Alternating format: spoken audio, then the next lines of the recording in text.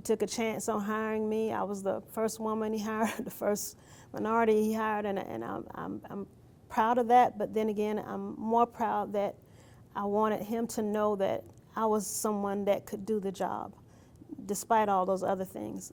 My race and my gender had nothing to do with me being able to do the job. And I just have to give him his props, because without him, the rest would not even be, it wouldn't be existent.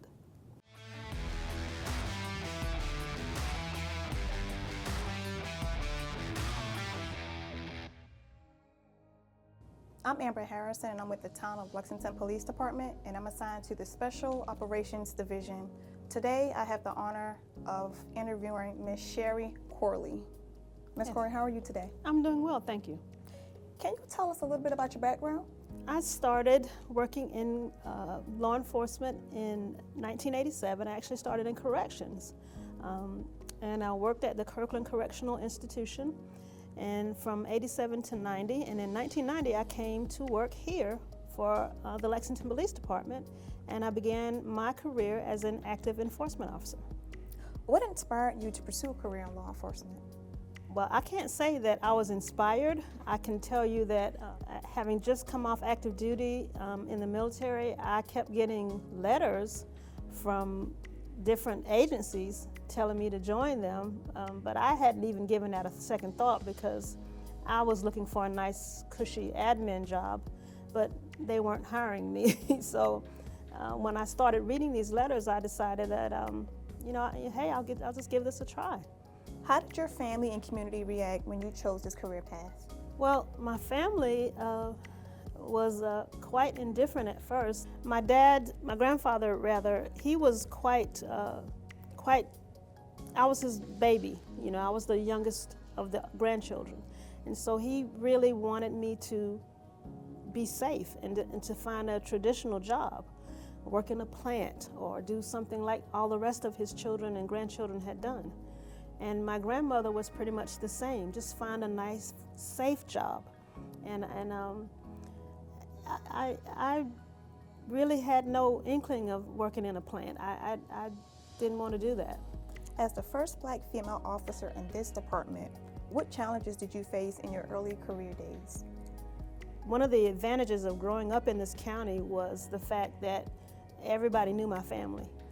Not only did they know my family, they knew my mom, my dad, and all that helped. And I would even go on calls and people would say, "Oh, you Lee Vivian's daughter, aren't you?" And I'm like, "Yes, sir, I am." Yes, and I was always respectful to them, because they knew my mom and they knew my parents.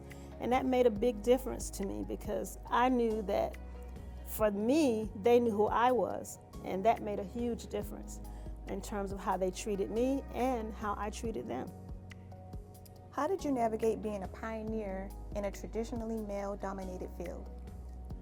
Wow, I never considered myself a pioneer. We had too much going on, and so I felt like I had brothers in the department.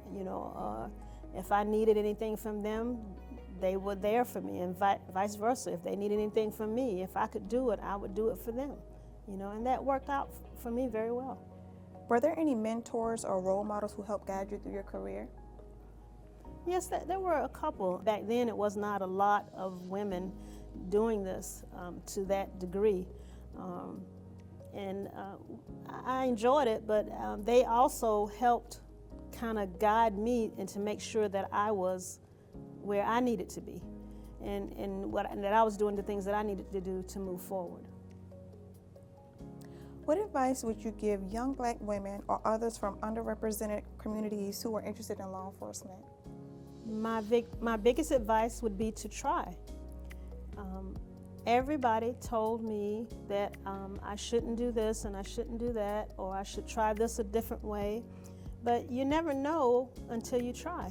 And if I believed everything that someone told me, I would never have gotten anywhere, so step out on faith.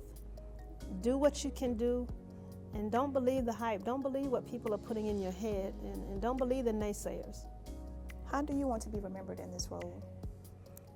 I want to be remembered as someone who was a good officer, who was an officer that was fair and was a knuckle buster and that could get down and dirty with the next person, and also someone who did a job. You know, I never proposed to be the brightest one or the fastest or the smartest, but I always tried to treat people fairly, and that's all that matters. What message do you have for the next generation of officers who will follow in your footsteps?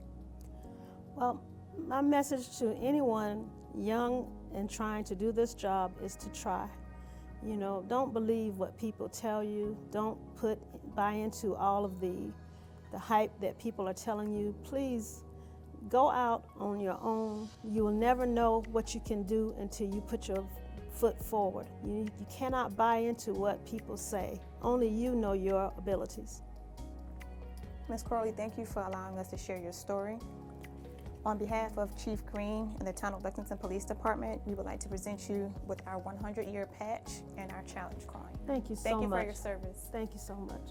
And I would like to also say, I want to thank Chief Mike Roth for giving me a chance. I did not mention his name earlier, but I wanted to say that Chief Roth was the person that stuck his neck out for me. He looked up and down for good officers, and he took a chance on hiring me. I was the first woman he hired, the first minority he hired, and I'm proud of that. But then again, I'm more proud that I wanted him to know that I was someone that could do the job, despite all those other things.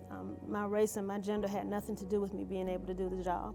And I just have to give him his props, because without him, the rest would not even be, it wouldn't be existent. Thank you, Ms. Corley. All right, thank you.